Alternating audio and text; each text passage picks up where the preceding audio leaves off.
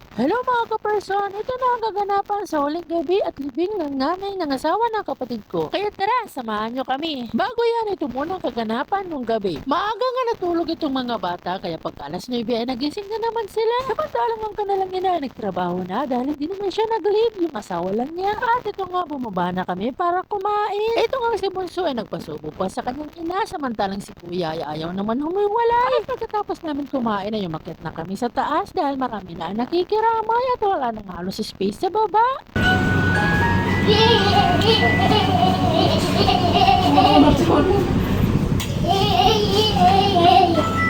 At may bata ngang pumasok dito na hindi namin kilala at nakipaglaro rin sa dalawa, kaya naman ay hinayaan na namin. Para na din malibang yung dalawa, lalo na si Bunso, dahil hindi naman kami pwedeng bumaba dahil maraming tao. Madaling araw na nga kami nakatulog at ito naman umaga na ay hindi pa rin sila nagigising. Ako nga ang unang nagising at hinayaan ko na lang sila matulog dahil ang sabi ay alauna pa naman maalis. At dahil mga tulog pa naman sila, bumaba na muna ako para kumain, para mamaya ay mag-aasikaso na lang. At kitapos ko nga kumain ay tumambay muna ako dito sa labas.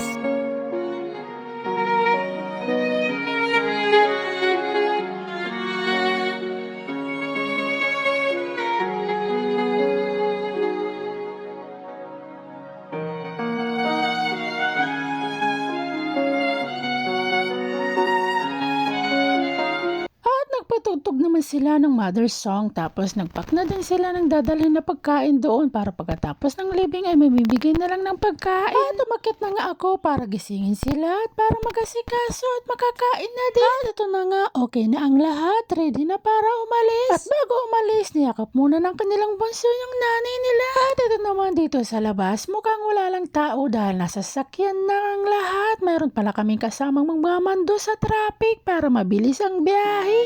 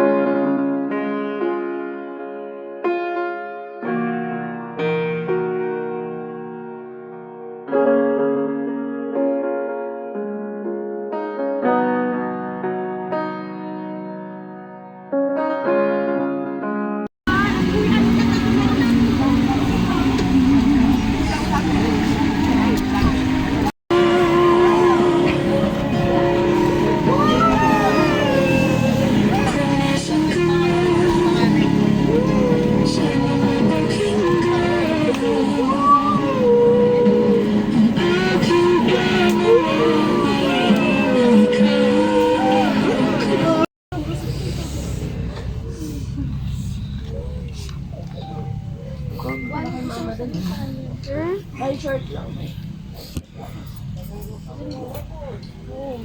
love you.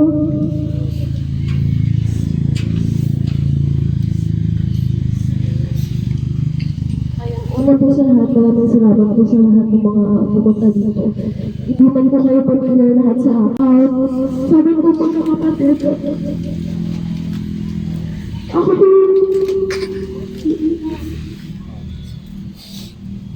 hindi ko alam kung paano mabuhay or paano kasi pagsisimula nang wala si mama kasi ako po yung Tumulong sa amin to put this all together. Especially dun sa mga tao nandito dun karami namin from hospital up until the last day of her wake and today living. From those people,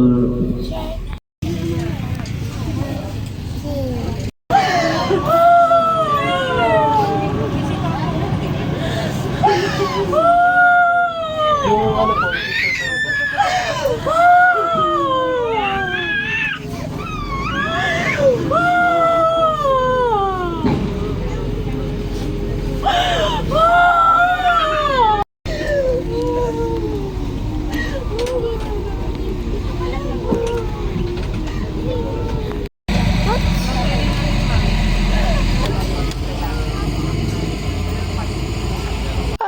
nga, tapos na nga yung libing. Ang mawalan ng ina, lalo na't biglaan, ay masakit. Pero kahit na ganon, kailangan pa rin magpatuloy sa buhay dahil mas gugustuhin pa rin ng ina na makita ang kanyang mga anak na successful kahit wala na siya. O siya, hanggang dito na lang, hanggang sa susunod. Maraming salamat!